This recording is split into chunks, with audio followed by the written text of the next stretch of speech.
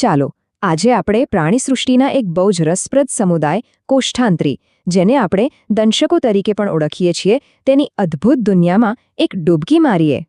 શરૂઆત એક મજેદાર વિઝ્યુઅલથી કરીએ. જુઓ તો ખરા, સ્ક્રીન પર બે પ્રાણીઓ દેખાય છે ને? એક બાજુ છે જેલીફિશ અને બીજી બાજુ સમુદ્ર ફૂલ. બંને દરિયાઈ જીવો છે, પણ દેખાવમાં તો જાણે જમીન આસમાનનો ફરક છે. તો સવાલ એ થાય કે આટલા અલગ દેખાતા જીવોમાં આખરે એવું તે શું છે જે સમાન છે? વેલ, તમને જાણીને નવાઈ લાગશે કે એમની જે મૂળભૂત બાયોલોજિકલ ડિઝાઇન છે ને, એ એક જ છે. ચાલો આજે એ જ રહસ્ય ખોલીએ. આ આખા સમુદાયને આપણે સ્ટેપ બાય સ્ટેપ સમજીશું. સૌથી પહેલાં તો એનો એક બેઝિક પરિચય લઈશું. પછી એમના એક ખાસ હથિયાર વિશે જાણીશું. એમના બે મુખ્ય સ્વરૂપો કયા છે એ જોઈશું. એમની લાઈફ સાયકલ અને નર્વસ સિસ્ટમ કેવી હોય છે એ સમજીશું. અને છેલ્લે અમુક ખાસ ઉદાહરણો અને હા, નીટ માટે એકદમ કામની ટીપ પણ છે. તો ચાલો શરૂ કરીએ અને સૌથી પહેલાં જોઈએ કે આ સમુદાયને વ્યાખ્યાયિત કરતી મૂળભૂત લાક્ષણિકતાઓ કઈ કઈ છે. ઓકે, તો કોઈ પણ દંશકને ઓળખવો હોય તો આટલી વસ્તુઓ યાદ રાખવાની. એક તો એ પાણીમાં જ રહે, મોટાભાગે દરિયામાં. બીજું, એ ક્યાં તો એક જગ્યાએ ચોંટેના હોય, જેને સ્થાયી કહીએ, અથવા તો જેલીફિશની જેમ આમ તેમ તરતા હોય. એમની બોડી સિમેટ્રી એટલે કે સમમિતિ અર્ય હોય છે. અને હા, એમનું આયોજન પેશી સ્તરનું અને તેઓ દ્વિગર્ભસ્તરીય હોય છે. હવે એમના શરીરની અંદરની વાત કરીએ તો બહુ જ સિમ્પલ સ્ટ્રક્ચર છે. વચ્ચે એક જ મોટી કેવિટી એટલે કે ગુહા હોય છે, જેને કોષ્ઠાંત્ર ગુહા કહેવાય છે. અને મજાની વાત એ છે કે એમાં ખાવા માટે અને કચરો બહાર કાઢવા માટે એક જ ઓપનિંગ હોય છે, અધોમુખ, એટલે પાચન કોષની બહાર પણ થાય અને અંદર પણ. ચાલો હવે વાત કરીએ એમના સૌથી ખાસ, સૌથી યુનિક ફીચરની.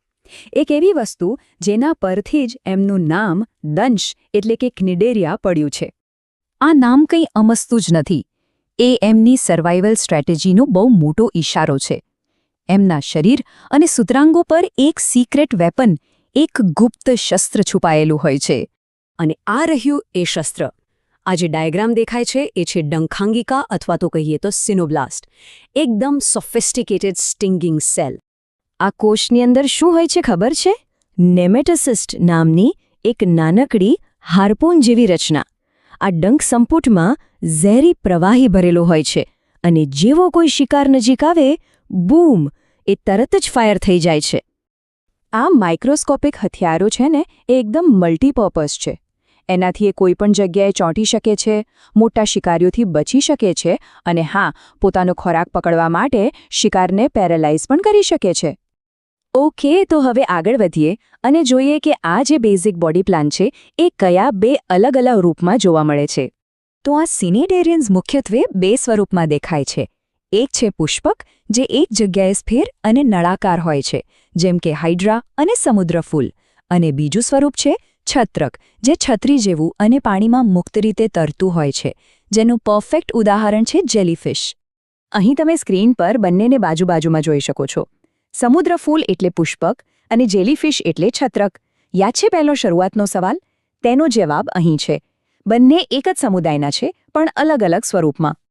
પણ આ બંને સ્વરૂપો વચ્ચે શું સંબંધ છે? અને ઉત્ક્રાંતિની સફરમાં આ સમુદાયે એવું તે શું મોટું કામ કર્યું છે? અમુક સિનાડેરિયન્સ, દાખલા તરીકે ઓબેલિયા, એક બહુ જ ફેસિનેટિંગ લાઈફ સાયકલ બતાવે છે, જેને કહેવાય છે એકાંતર જનન એટલે કે મેટાજેનેસિસ. આમાં થાય છે શું કે એમના જીવનમાં પુષ્પક અને છત્રક આ બંને સ્વરૂપો વારાફરતી આવે છે.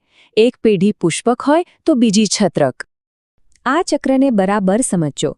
જે પુષ્પક સ્વરૂપ છે એ અલિંગી પ્રજનન કરીને છત્રક બનાવે છે અને પછી એ છત્રકો લિંગી પ્રજનન કરીને ફરીથી નવા પુષ્પકો બનાવે છે.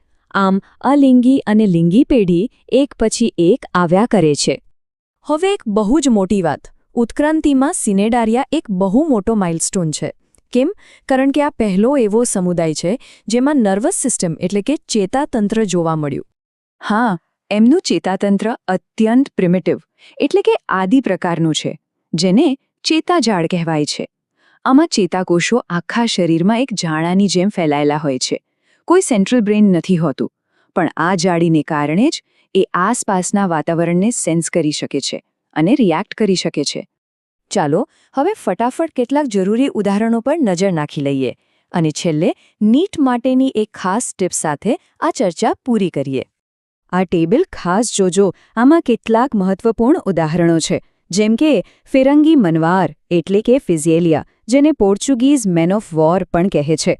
પછી છે સમુદ્ર ફૂલ એટલે એડામ્સિયા. એ જ રીતે પેનાટ્યુલા, સીપેન, ગોર્ગોનિયા, સી ફેન અને મિન્ડ્રીના જે બ્રેન કોરલ તરીકે ફેમસ છે. આ સામાન્ય અને વૈજ્ઞાનિક બંને નામ બહુ જ અગત્યના છે.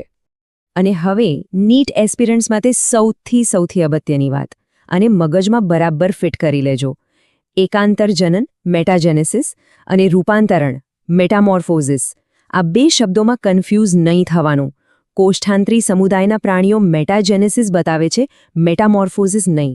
આ ભૂલ બિલકુલ ના થવી જોઈએ.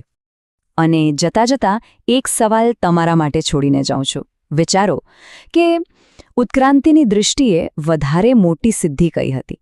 સર્વાઇવલ માટે પેલો ખાસ ડંખકોશ કે પછી દુનિયાને અનુભવવા માટે પહેલીવાર બનેલી પેલી સાદી ચેતાજાળ?